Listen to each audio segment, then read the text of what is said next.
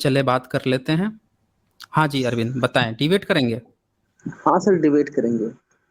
बोलिए। आज हुँ। जी, आप ये बताइए कि भगवान बुद्ध ने जैसे आप कह रहे हैं कि बुद्ध से हेट करते हैं लोग, तो आपको ये कैसे बात पता चली कि मतलब जो हिंदू लोग हैं, वो बुद्ध भगवान से हेट करते हैं? आप थोड़ा बताइए कैसे आपको पता चला?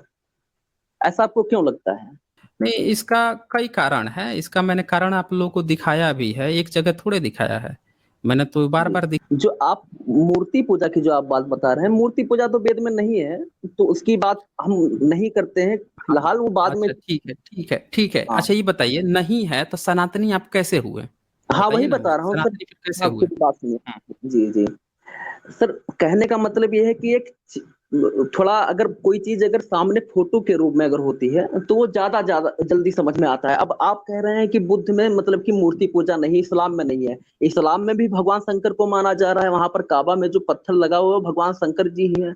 सर, सिंधु घाटी सभ्यता जो है, राखी गढ़ी में भगवान शंकर का शिवलिंग मिला हुआ है। तो वहाँ पर भी सनातन था, तब भी भगवान शंकर जी थे। आप जब अच्छा आप कह रहे हैं कि प्रकृति जो है सबसे पहली भाषा थी, उसके बाद में संस्कृत मतलब उपज संस्कृत की हुई। तो आप ये बताइए कि बुद्ध का जो नाम है, वो पाली में है या संस्कृत में है या फिर किस भाषा में है? और अगर बुद्ध का असली नाम क्या था, वो किस भाषा में था? आप यहाँ ये बात बता दीजिए मुझको। बहुत सारे आपने प्रश्न खड़े कर दिए हैं, सारा प्रश्न जो है आप नोट करके रखिए, सबका जवाब दूँगा। तो पहला प्रश्न आपने क्या दागा कि काबा में जो है आपका शिव की मूर्ति मिल रही है या शिवलिंग मिल रही है या जो पत्थर मिल रहा है। पहले तो एक बात आप जी, समझ जाइए कि आर्कियोलॉजिकल जो एविडेंस होता है ना, वो ये नहीं होता है जी, कि कहीं कुछ पत्थर मिल जाए और उस पत्थर को हम कह दें कि ये जो है शिवलिंग है। ये आप लोग कहते हो, आपको कुछ भी मिल जाता है, कुछ पत्थर मिल जाए और उस पत्थर को हम कह दें कि ये जो है शिवलिंग है। ये आप लोग कहते हो, आपको कुछ भी मिल जाता है, गोल-मोल मिल जाता है, तो आप लोगों की आदत है कि आप उसको शिवलिंग कह दो। ठीक है ना? अब ये देखें, ये सामने आपको चित्र दिख रहा है? जी, दिख रहा है ना? अब ये जो है जी, 2400-2500 साल पुराना है, ये। जी, जी, अब ये जो मिला है एक स्तूप के नीचे मिला है। अब जी, एक स्तूप के नीचे मिला है तो अब कोई कह दे कि भैया स्तूप के नीचे मिला है तो किसी बुद्धिस्ट का होगा। यही होगा ना मतलब? जी, भई वो स्तूप भी 24-2500 साल पुराना है।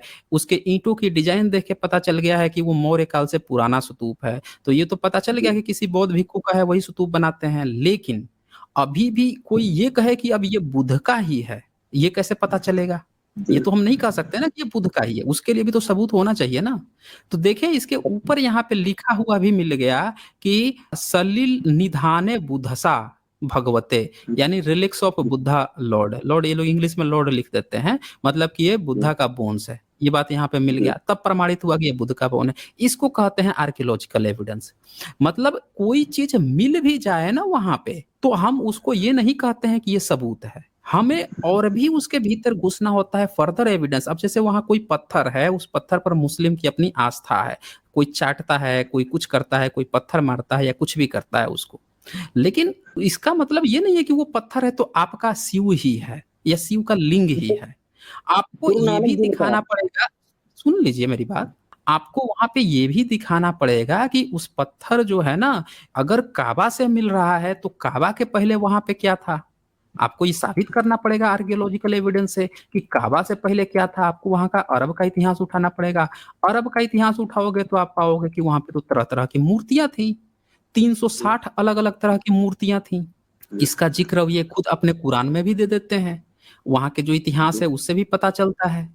तो जी, आप ये देखें कि अभी उसमें कोई ऐसा एक स्क्रिप्चर नहीं आता है जो ये साबित कर सके कि मुहम्मद से पहले वहाँ पे आपका कोई भोले या शिव की भीतर कोई एक मूर्ति थी। ये नहीं साबित होता ना। तो ये ज़रूर जी, बात होती है कि 360 वहाँ पे मूर्तियाँ थी, लेकिन शिव की ही एक अकेली मूर्ति थी, वही बच गई, वही है, ये नहीं साबित होता। एक बात। जी, दूसरी बात कि आपने कह दिया कि चलो शिव की पत्थर है, चलो ठीक है। जी, अब दूसरा सवाल आता है कि क्या उसपे कुछ लिखित मिला है क्या कि वो शिव का ही है या आपके जी, तथाकथित ब्राह्मण धर्म का है?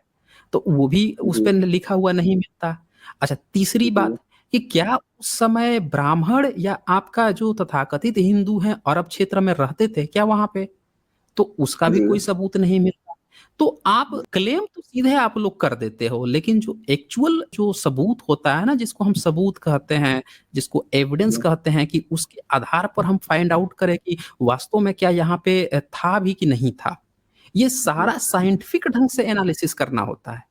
तो आप लोग इस पे ध्यान नहीं देते हो ना, यही चक्कर है। जब इस पर ध्यान दोगे तब आपको पता चलेगा। अच्छा, ये एक बात हो गई। इसके अलावा आपने क्या कहा कि सिंधु घाटी सभ्यता में आपका शिवलिंग मिल गया। अब यहाँ पे एक जी और सवाल खड़ा होता है कि हम जी मैं साइंटिफिक दिखा रूप से दूंगा। देखें, नहीं आप जी दिखाएंगे, मुझे भी तो दिखाने दीजिए ना। अब क्या जी होता है कि जब सिंधु घाटी सभ्यता की आप बात करते हो, तो अब एक सवाल फिर उसी तरह से आता है कि जैसे यहाँ जी पे बौद्ध स्तूप मिल गया, उसके नीचे भी ये रिलिक्स मिल गए, फिर भी हम लोग नहीं मान रहे हैं कि ये बुद्ध का है, जब तक कि इस जी पर लिखित नहीं मिल गया कि ये बुद्ध की ही अस्थि है।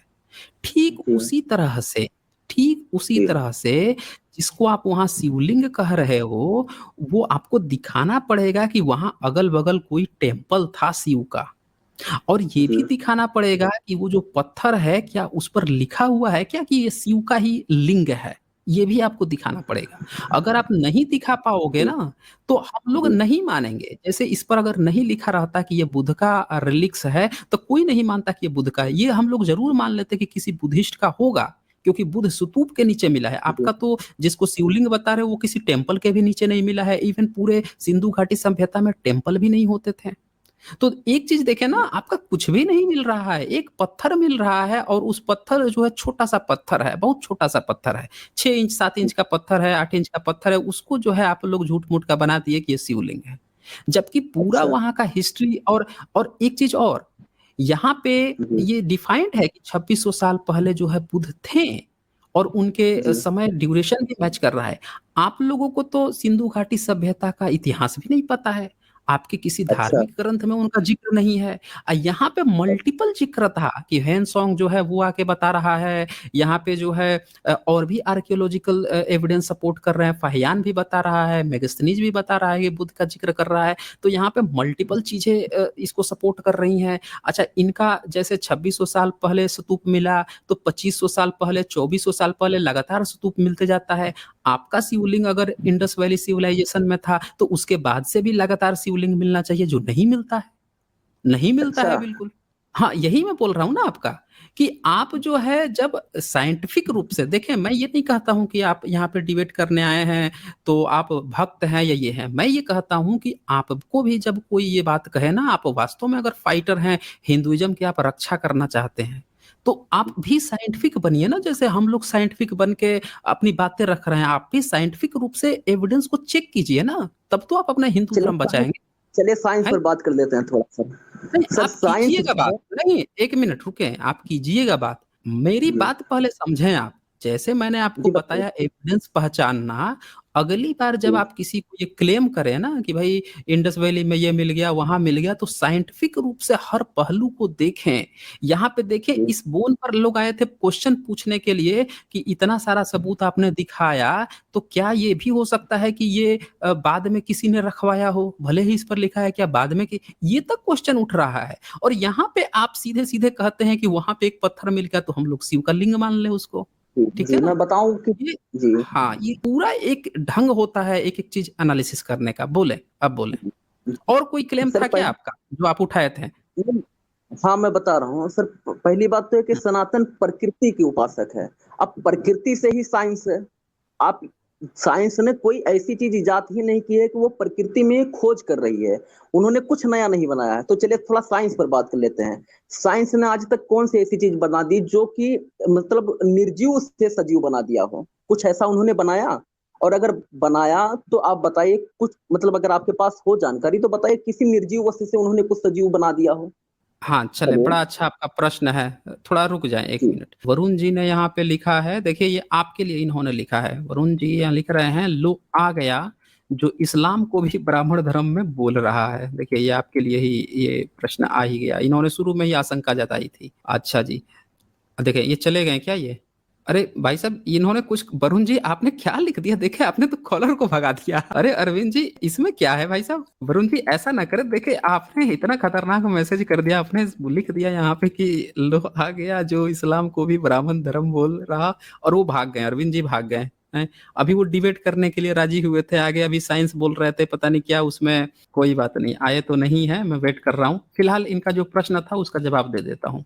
इन्होंने कहा कि साइंस क्या इतनी तरक्की कर गया है कि कोई निर्जीव को सजीव बना दे? तो देखें, जो प्रश्न आप दूसरे पर उठाते हैं, जैसे इस्लाम पे उठा दिया कि वहाँ का पत्थर है तो शिव है, या इंडस वैली में कोई पत्थर मिल गया उसको आपने शिवलिंग बना दिया, तो ठीक यही सवाल आपने धर्म से करना चाहिए। साइंस ने कभी ये क्लेम थोड़े किया है कि इसने दुनिया बना दी, इसने जो है पूरी दुनिया को बनाया, नियम बनाया, इंसान बनाए, हर चीज़ बनाया, ये चाहता है तो ये होता है, नहीं तो ये दंड दे सकता है, ये स्वर्ग नरक करता है, कर्म का फल देता है, भोगता है, ये सब तो बात कहता नहीं है साइंस। तो क्यों उस पे आप हर चीज़ थोप रहे हो कि वो ये करके देगा, वो ये करके देगा? अरे भैया, उसने कभी नहीं कहा कि वो खुद से करता है, वो कहता है कि आप इंसान हो, जैसा मुझे प्रयोग करोगे वैसा मैं चलूंगा। अच्छे में प्रयोग करोगे अच्छे में चलूंगा, खराब में प्रयोग करोगे खराब में चलूंगा। डिसीजन साइंस खुद से थोड़े लेता है। आप लोगों ने अपना जो ईश्वर बनाया है, गॉड बनाया है, वो खुद से डिसीजन लेता है। ये अंतर समझें। यहाँ साइंस जो है एक निर्जीव चीज है जिसका उपयोग हम लोग खुद कर रहे हैं। हम लोग कर रहे हैं ना साइंस का उपयोग। यहाँ पे आपके यहाँ क्या है कि ईश्वर जो है वो सुप्रीम है, वो आपका उपयोग कर रहा है। तो वो अगर निर्जीव को सजीव बना सकता है, उससे आप बनवा सकते हैं। यहाँ साइंस कुछ नहीं कर सकता, यहाँ हमें करना होगा। आप हमसे कहिए कि क्या मैं बना सकता हूँ, ठीक है ना, क्योंकि हम लोग साइंस का प्रयोग करें ना। या साइंटिस्ट से कहिए कि क्या आप जिंदा कर सकते हैं, ये सटीक सवाल होता है। साइंस निर्जीव है, आपका ईश्वर सजीव है। आप उससे कह सकते हैं कि भैया तुम जो है इतने शक्तिशाली हो तो किसी मिट्टी को इंसान मेरे सामने बना के दिखा दो तो मैं तुमको मान लूंगा। ये आपका प्रश्न ना उससे होना चाहिए था, तो आप गलत ढंग से मुझसे कर रहे थे। चले, खैर चले गए तो चले गए। अच्छा, वरुण जी ने रिप्लाई में फिर कुछ लिखा है, ये भी पढ़ देता हूं मैं। ये लिखते हैं कि Tunni logic my son has two hands, you have two hands, so you are my son. पूरी दुनिया के sons are my sons, lol. हाँ, ये इनका यही कहना था कि कहीं भी पत्थर दिख जाए तो उसको बोल दो कि ये हमारे शिव ही हैं। गोल पत्थर दिख जाए कह दो शिवलिंग है। अब इनके आप वेद को पढ़ें ना, इनके वेद को पढ़ें तो ये अपने वेद में दिखाते हैं कि उसमें लिंग पूजा का विरोध है। आर्य समाज ने जो अपना वेद बनाया है उसमें कहता है कि हमारे वेद में लिंग पूजा का विरोध है। और ये लोगों को ये नहीं पता है कि भैया जब आपके लिंग पूजा का ही विरोध है तो किस मुंह से उठ के आप दुनिया भर में ये बताते फिर रहे हो कि लिंग जो है वो आपका है। कैसे आपका हो गया लिंग? जब वेद ही लिंग का विरोधी है तो शिव का लिंग आपका कैसे हो गया? इनमें खुद ही इतना विरोधाभास है जो ये लोग नहीं समझ पाते हैं।